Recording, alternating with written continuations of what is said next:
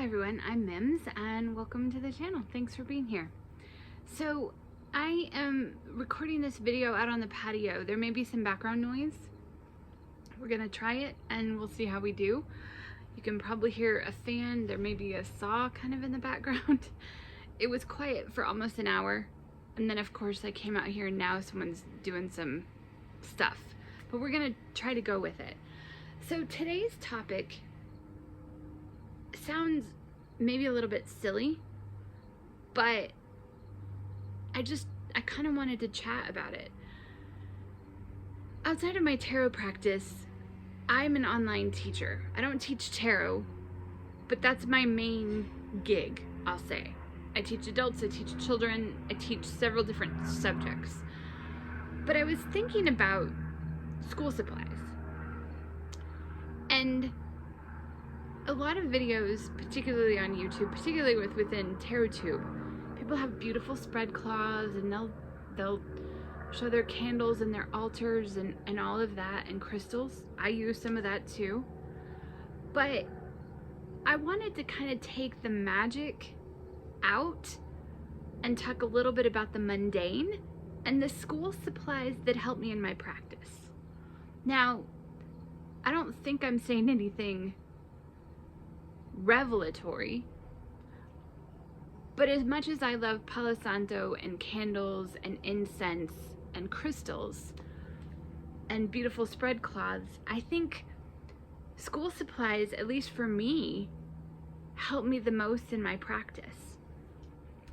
And I just gathered up a little supply of school supplies and I just thought I would chat about them. Okay, so one of the most obvious, this is not necessarily a school supply, but it makes me think of school supplies. I love boxes, and anytime there's a box that's of a good size, I tend to keep them.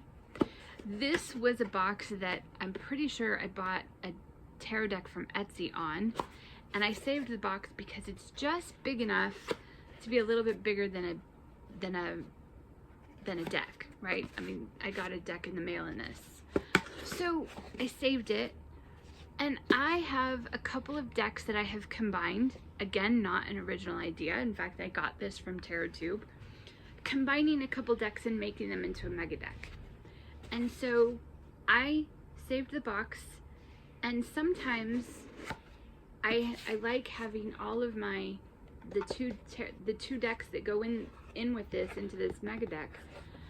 I love to be able to, this box is kind of the perfect size because I can put both deck books or small guidebooks in here. Sometimes I also carry it in a little bag, but I enjoy having, just good old boxes. I'm calling that a school supply. And then also just marker to write on it, so I know that that's what this little box is. So that's one of my first ones. And this does help me practice. It helps to have, and I didn't label this a specific mega deck because I know that at certain times I might have two different decks that I want to work with together, and I like having this little box for that. So that's one. I've talked about these before, but it's one of my very favorite school supplies.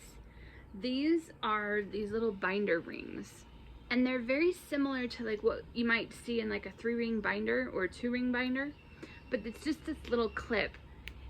And I have made several spread books with these. Well, so what I end up doing is I'll take index cards and I'll hole punch them in the corner, and then I use these little things here to make a little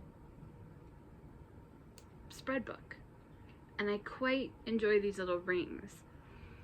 A few years ago, I bought these for work and they didn't reimburse me for them. So I thought, perfect, I get to take them home. And I did, and I use them now to make spread books. I've also made my own guidebook with these and some index cards. So it works really well if you're doing like a deck study or wanting, and I got the idea for making my own guidebook from a couple of tarot friends So again, you can't underestimate these little rings. And it came in a pack of like 20, and I still have a ton of them. But I love these rings, and it's one of my very favorite school supplies, and definitely a lovely supply for making your own guidebook or making a spread book or something like that. I've talked a little before about one of my all-time favorite things in the world, and that would be index cards. I think index cards are great for making spread books. They're great for taking notes. They're great for just making a little spread, or even if you want to keep track, if you want to make like a journal out of them. I just find that index cards, for one, they're often fairly cheap, and two, they're just very versatile. So I love having index cards for my practice, in particular for making spread books and for making my own guidebooks. And these combined with one of these rings is perfection. Okay, next. This might seem obvious, but this really changed my journaling. Just using notebooks. And specifically, I really like, I have a pen in there. I really like composition notebooks because they will fold flat, so it makes them easier to write in. I'm left-handed, and so often the binding on the side can make it hard to write. But I love composition notebooks. I also found over the years that when I had a really precious journal, I wouldn't write in it except for special occasions. But when I finally just started using these, for one, they're cheap, or at least they are in the US, and sometimes what I'll do is, like, when they go on sale, usually like right around back to school season, so like late summer, early fall, you can often get these really cheap. And what I do is I journal every day, and I keep my tarot journal together with just my everyday journal. That also helps, because I realized that when I tried to have journals for different things, it didn't work and it felt very split. So I just have one journal, and I just, like, this journal started on May the 10th, and it ended like in late September. So, and then I just picked up another journal to begin again.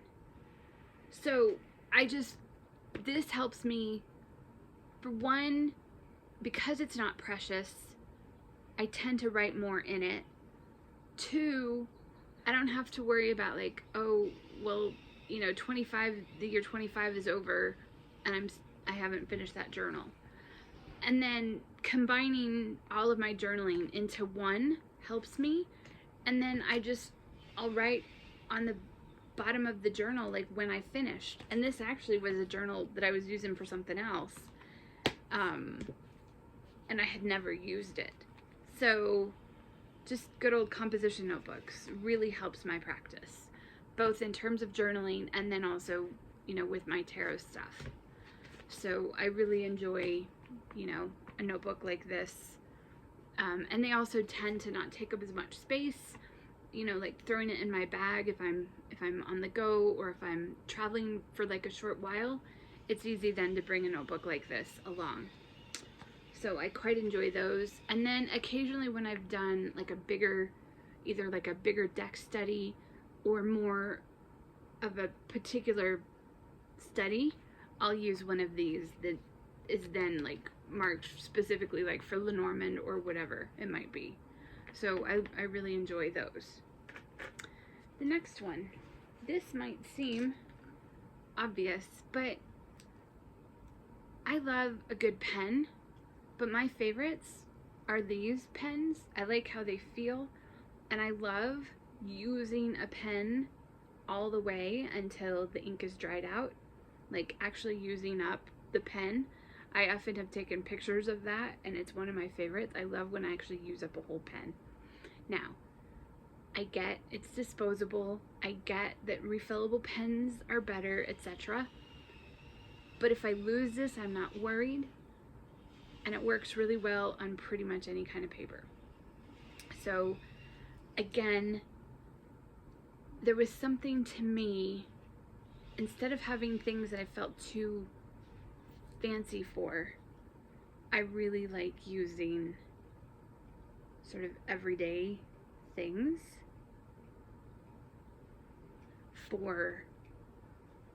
because then I actually use them.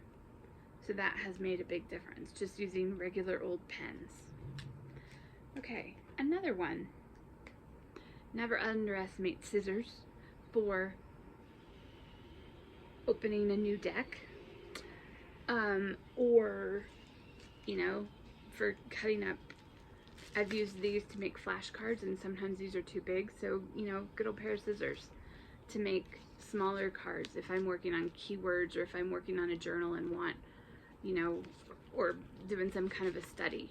Never underestimate a good pair of scissors. Okay, what else?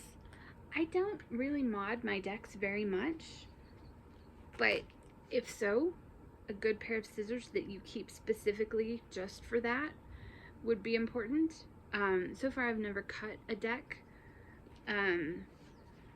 but I have edged a few, and I just really like just a good old stinky permanent marker, particularly a really thick one, because I find that I do better with something thick like this, you know, with a thick tip for edging a deck. So far I've edged another deck in blue and it didn't turn out very well, but I've edged several decks in black, and only if they already have kind of a black margin. But I do enjoy these really thick, and I'm thinking about getting a couple more in some other colors for edging decks. So right now this is like my one marker that I use for that. What else?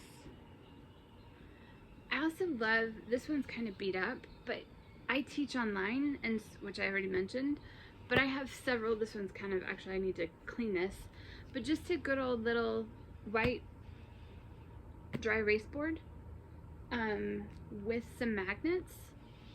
Not all of them are magnetic, but some are, and I really like using, this is probably obvious, but I'm gonna share it. Yeah, neighborhood background noise. So here's a quote deck. This is the Power of Now 52 inspiration cards. I've talked about it before on my channel. Sometimes though, when I find, and I have a couple of quote decks that I've made myself, I quite love having this propped up in on my desk and being able to just be able to put the quote with a magnet right on this little dry erase board. Or any, you know, not all dry erase boards are magnetic, but often they are, and I found a couple of these that I've just used for, I've also used them to make low-tech thumbnails for my videos. But when I find a quote that I really love, I really do like putting them on a dry erase board that's magnetic. And so don't underestimate one of these cheapies. And then I really like these little magnets. There's a couple different sizes, but you can kind of see, so it's just a tiny little, it almost looks like a watch battery. It looks like one of those little flat, okay, there's so much noise going on, but so it's just these little round magnets, but any kind of magnet you have works quite well. But I really like those because it makes it easy to put up there, and then if you need a little extra, then they're easy to take down if I've got more than one card. But sometimes when there's a quote that particularly, or a card, if I want to remember a particular card for the day, I will use those. And I sometimes will also use one of these. Okay, this is obviously not what I'm doing in this case, but let's just pretend. Sometimes I will also use a dry erase board if I'm working on making a spread and I'm trying to think of how to do it. again, this is not the best example, but so sometimes having a few magnets and a few cards can give me some ideas for how to make a spread, moving things around. So I love little magnets, and I love these little magnetic dry erase boards. Okay. I also have used just a good old clipboard. I love actually using a clipboard for writing because I like to write like in my lap rather than sitting at a desk. And so I love this just to use to balance my notebook. And I also sometimes, there's only a couple of decks that I do this with, but occasionally I will put a deck, I'll use the clip. Mostly I just do that with my handmade decks. And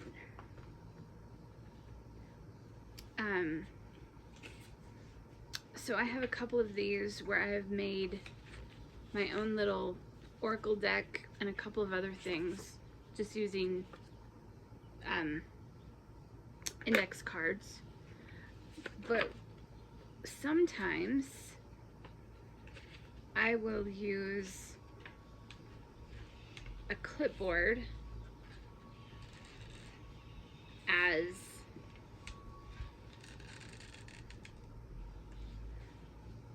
my message for the day. So we just drew creative, courageous, and connected. So that's another way to display cards if you want to be able to prop. That's what I've done. Sometimes I've propped this up so that I can see it. And while I wouldn't probably do it with most decks, I don't mind doing it with my own homemade decks that I've, that's just index cards.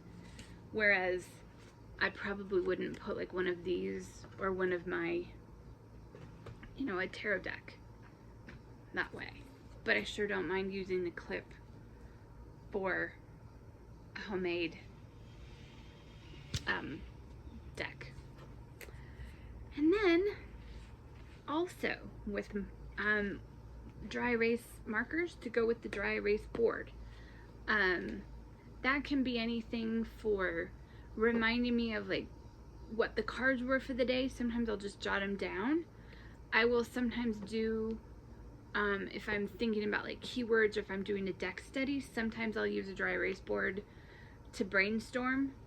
I also have used this for brainstorming a spread or thinking about a study, or even just like the things that I want to work on for the week in relation to my tarot practice.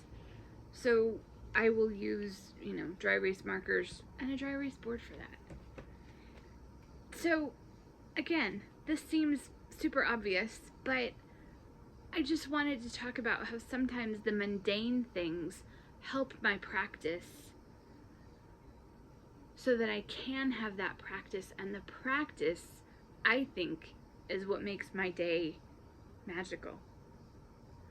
I like having the ceremony and the ritual of pulling cards for the day, but often it's the mundane school supplies that help me with all of that. So anyway, just wanted to share. Again, it might seem really obvious, but I just thought it was kind of a fun video to make. Anyway, I hope you're well. I would love to hear from you. What are some of the tools that really help your practice? Whether it's school supplies or, I don't know, something that you do every day, or maybe it is a very special crystal that you use. Whatever those things are, I would love to hear. Anyway, take care. I hope you're finding joy. I hope you are finding ways to take care of yourself and others and the earth in a mutual aid sense. And I hope to see you in the next video. Thanks for your time.